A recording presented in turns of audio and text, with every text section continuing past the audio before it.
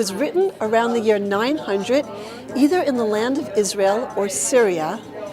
The Holy Book, which was found in the central Turkish city of Tokat, is written in the Old Assyriac language. Its remaining 51 pages have images in gold leaf. Archaeologists just uncovered an ancient Bible in Turkey, and what it says about Jesus Christ is sending shockwaves through the world of biblical history. The fragile manuscript was discovered hidden for centuries, sealed away where no one expected it to survive. At first, researchers believed it was just another old religious text, but the moment scholars began translating the ancient writing, the room reportedly went silent, because the words on those pages describe Jesus in a way that most people have never heard before. Some passages seem to challenge the traditional story told for nearly 2,000 years. Others hint that early believers may have recorded teachings that later disappeared from the versions of the Bible most people read today. And that's exactly why this discovery is causing intense debate among historians, theologians, and archaeologists around the world. Is this simply a misunderstood ancient manuscript, or could it reveal a version of the story that history tried to forget? The truth is, discoveries like this don't just change history, they force us to question what we thought we already knew. And when researchers looked deeper into the text, the message they found became even more unsettling. But before we reveal what archaeologists say this mysterious manuscript actually contains, make sure to hit like and subscribe, because some discoveries in history were never meant to be uncovered. And stay with us until the very end, because in 2026, artificial intelligence analyzed this ancient text in a way no human ever could. What it uncovered forced researchers to revisit a moment that happened more than 2 decades earlier, the year 2000, when this strange Bible was first seized. That year, authorities in Turkey received a tip about a dangerous smuggling operation. Black market dealers were attempting to sell something extraordinary, an ancient manuscript believed to be worth millions on the underground antiquities market. When officials confiscated it, they immediately realized this was no ordinary artifact. The book was bound in worn, ancient leather. Its pages were written in Syriac, one of the oldest surviving forms of written language used in early Christianity. After careful carbon dating and expert analysis, scholars estimated the manuscript to be more than 1,500 years old. Soon it became known as the mysterious Gospel of Barnabas. Today, the manuscript is reportedly kept under tight protection inside the Ethnography Museum of Ankara. Only a small number of scholars have ever been allowed to study it closely, and many of them describe the same unsettling feeling, because what is written inside the text does not match the story most people know about Jesus Christ.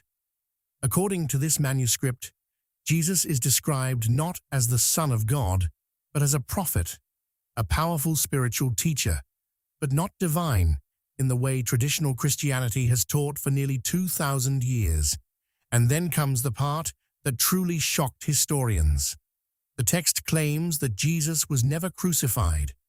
Instead, it suggests that another man, possibly Judas Iscariot, was crucified in his place, while Jesus himself was taken up to heaven alive. This claim is extremely controversial, because these ideas, that Jesus was a prophet rather than God, and that he did not die on the cross, closely resemble teachings found in the Quran, the holy text of Islam. But here's the mystery that continues to divide scholars. If this manuscript is truly ancient, how could a Christian text contain ideas so similar to Islamic theology, which appeared centuries later? That single question has sparked intense debate among historians, theologians, and archaeologists around the world. and the deeper researchers looked into the manuscript, the stranger the story became.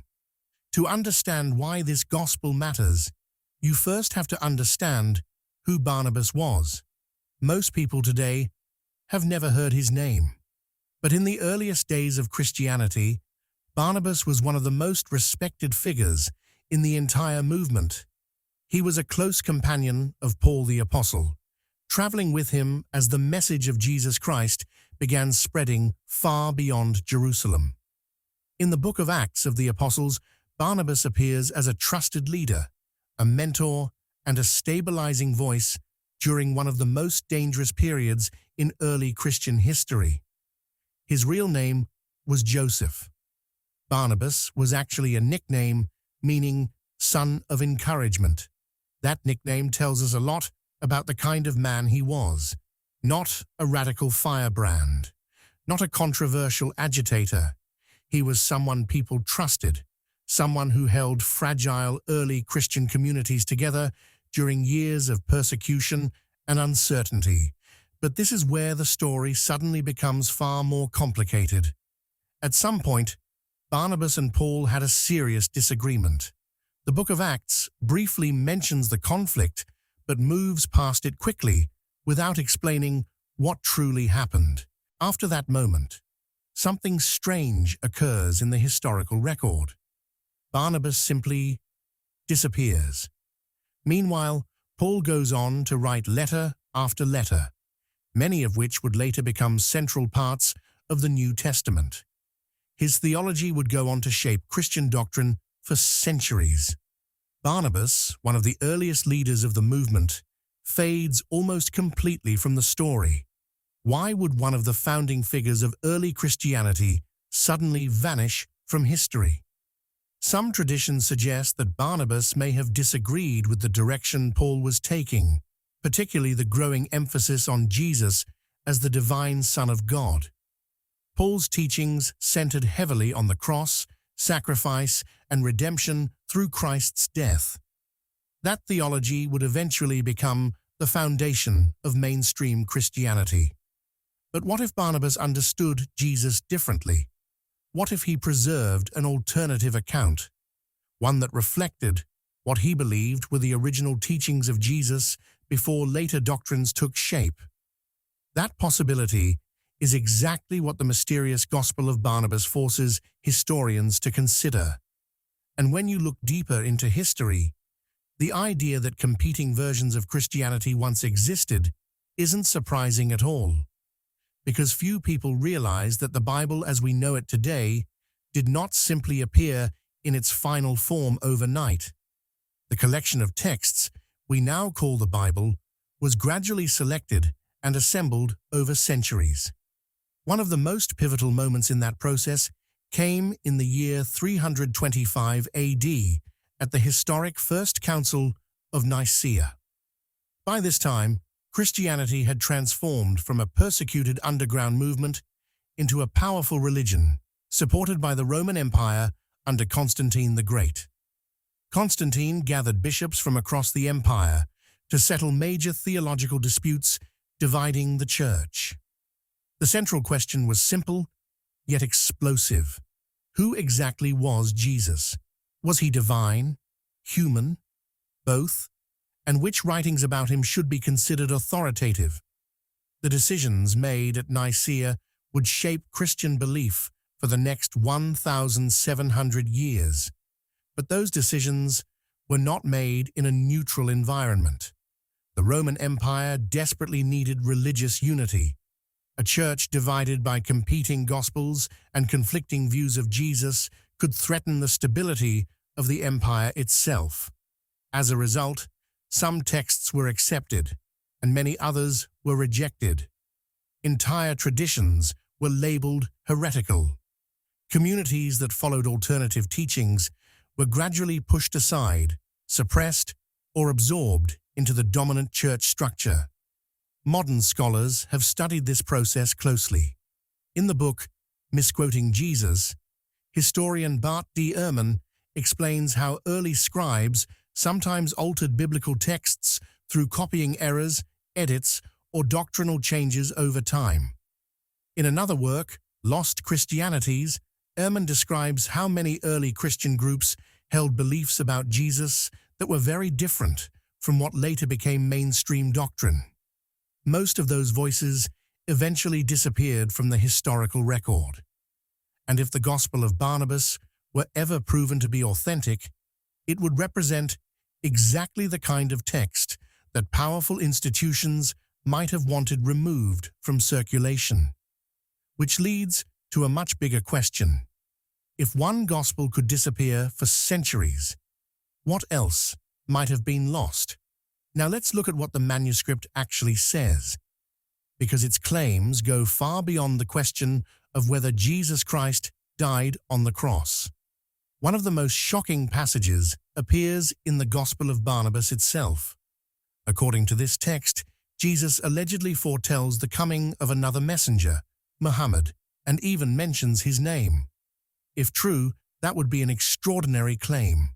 After all, Muhammad would not appear in history for another 6 centuries. Because of this detail, many scholars argue the manuscript must be a later forgery created during a time of Islamic influence, designed to bridge Christian and Islamic beliefs.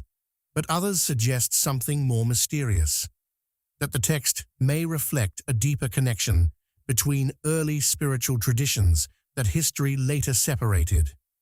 But the prophecy is only one part of the story. The deeper teachings inside the manuscript are even more unsettling. Throughout the text, Jesus repeatedly warns his followers about what will happen after he is gone. According to this gospel, his teachings would eventually be distorted. His message would be misunderstood, and his image, the text says, would be turned into something people worship, rather than something they understand. It even suggests that people would build great institutions and monuments in his name, while missing the meaning of what he originally taught.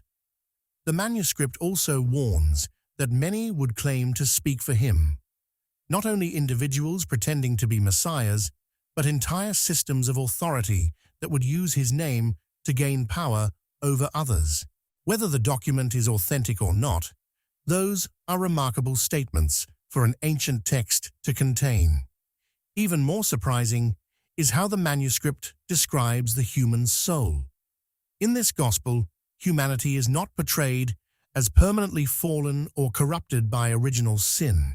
Instead, the soul is described as eternal, not broken, but asleep, not evil, but forgetful. And according to the text, the path back to God is not through ritual, hierarchy, or religious institutions.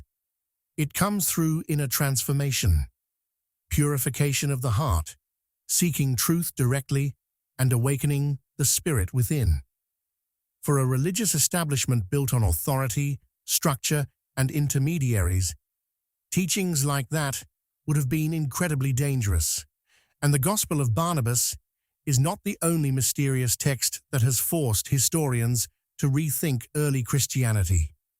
In 1945, a farmer near the Egyptian town of Nag Hammadi made an accidental discovery that would change biblical scholarship forever. Buried in clay jars beneath the desert sand was a collection of ancient writings now known as the Nag Hammadi Library, often called the Gnostic Gospels. These texts were more than 1,600 years old, and what they revealed was astonishing. During the first centuries after Jesus, there was not just one version of Christianity, there were many. Different communities interpreted his teachings in dramatically different ways. Some emphasized personal spiritual experience rather than church authority. Others taught that divine knowledge, often called gnosis, was the path to spiritual awakening. Instead of focusing on ritual and hierarchy, these groups believed that the divine spark already existed inside every human being. Eventually, many of these communities were declared heretical. Their teachings were condemned, and their writings were destroyed wherever they were discovered. The texts found at Nag Hammadi survived only because someone buried them in the desert centuries ago. Among them was the famous Gospel of Thomas, a collection of sayings attributed to Jesus that never appear in the traditional Bible. One passage from that Gospel contains a striking line. Jesus says the kingdom of God does not come with visible signs to be observed. Instead, he says it is already spread out across the earth, but people simply do not see it. That idea that the divine is not distant, not controlled by institutions, and not earned through religious performance appears repeatedly throughout the Gnostic texts, and it echoes themes found in the Gospel of Barnabas as well, which raises a deeply uncomfortable question.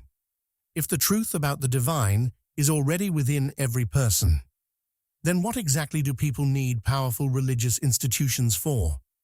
At this point, you might be wondering a simple question. Is the Gospel of Barnabas actually real? Is it truly an ancient manuscript more than 1,500 years old? Or could it be a much later creation? That debate is still very much alive among historians and linguists. Some experts argue that certain phrases and linguistic patterns in the text resemble writings from the 14th or 16th century, a time when Christian and Islamic scholars were in close contact. That would suggest the manuscript may be a medieval forgery created to blend elements of both traditions. But other researchers point out details that appear far older, stylistic clues, and historical references that might suggest deeper roots. The honest answer is that no one knows for certain. The manuscript has never undergone the full range of scientific testing that would settle the question once and for all. And because access to the text has been limited, that mystery only deepens the debate. But here's the important part. Even if this particular manuscript turns out to be 500 years old instead of 1,500, the questions it raises are still very real. Modern historians already know that the formation of the New Testament was a long and complex process. Many early Christian writings were debated, rejected, or excluded when church leaders eventually formed the official biblical canon. Events like the First Council of Nicaea show that theology and politics were often deeply intertwined. Religious unity was not just a spiritual issue, it was also a matter of social stability within the Roman Empire. Scholars such as Bart D. Ehrman have documented how scribes sometimes changed wording in ancient manuscripts during the process of copying texts by hand. Other writings disappeared entirely as certain theological ideas became dominant. Entire communities of early followers of Jesus Christ believed things that never made it into the version of Christianity that survived. That is not conspiracy. It is simply part of how history works, and discoveries like the Gospel of Barnabas force us to confront that reality. Because if the story passed down through centuries was shaped by human decisions, human debates, and human power struggles, then it's fair to ask an even deeper question. What might the earliest teachings have actually looked like? And how different might they be from what most people have been taught today? Those questions remain worth asking, no matter how old any manuscript turns out to be. But there's another part of this story that rarely gets discussed. The most unsettling thing about the Gospel of Barnabas is not the claim about the crucifixion. It's not the prophecy about Muhammad. And it's not even the challenge to the traditional understanding of Jesus Christ. The most unsettling part is what the text suggests about you. Throughout the manuscript, the message returns again and again to a striking idea. The divine is not something distant that must be searched for somewhere outside yourself. Instead, the text suggests that the divine presence has always existed within, beneath the constant noise of daily life, beneath fear, doubt, and distraction. there is something deeper and quieter. According to this vision of Jesus' teaching, salvation does not come from simply repeating rituals or belonging to an institution. It comes from inner transformation, purifying the heart and seeking truth directly. This idea might sound surprising, but it is actually one of the oldest spiritual teachings found across many traditions. In Islamic mysticism, Sufism describes the journey toward union with the divine. In ancient Indian philosophy, the concept of Atman speaks of the eternal self that is inseparable from ultimate reality. Even within Christianity itself, the 13th century mystic Meister Eckhart wrote that God is encountered not by searching outward, but by turning inward to the deepest center of the soul. Across cultures and centuries, these traditions point toward the same idea, and the Gospel of Barnabas hints that this may have always been part of the original message, long before centuries of doctrine, institutions, and theological debate reshaped how the story was told. Why would such a teaching be considered dangerous? Because someone who believes the divine is already within them cannot easily be controlled through fear or guilt. They no longer depend entirely on an institution to grant them access to truth. They begin to think for themselves. And throughout history, freedom of thought has often been the one thing powerful systems fear the most. Now we arrive at the part of this story that most people don't know yet, because this is happening right now, in 2026. For over 2 decades after the Gospel of Barnabas was seized, the manuscript remained largely locked away. Physical access was tightly controlled. Full digital scans were never publicly released. The deep, systematic analysis scholars desperately wanted to perform simply wasn't possible. Then artificial intelligence changed everything. In 2026, a team of researchers applied advanced AI language and pattern recognition technology to every available photograph, partial scan, and translated excerpt of the manuscript that had ever been made public. This wasn't a simple word search. This was deep structural analysis, the kind that can detect hidden linguistic patterns, cross-reference writing styles across thousands of ancient documents, and identify microscopic consistencies in script formation that no human eye could ever catch alone. And what the AI found sent the research team straight back to the beginning, back to the year 2000, back to the exact moment Turkish authorities first seized this Bible from black market smugglers, because the AI flagged something that had been overlooked for 25 years. Buried within the manuscript, in passages previously dismissed as routine scribal filler, the AI detected a structured pattern, not random repetition, not copying errors, a deliberate encoded sequence woven into the text at intervals too precise to be accidental. Researchers described the moment as disorienting, because what the pattern appeared to reference were specific locations in modern-day Turkey, Syria, and northern Iraq. Locations that, when cross-referenced with early Christian settlement maps, aligned with communities forcibly disbanded in the 4th and 5th centuries.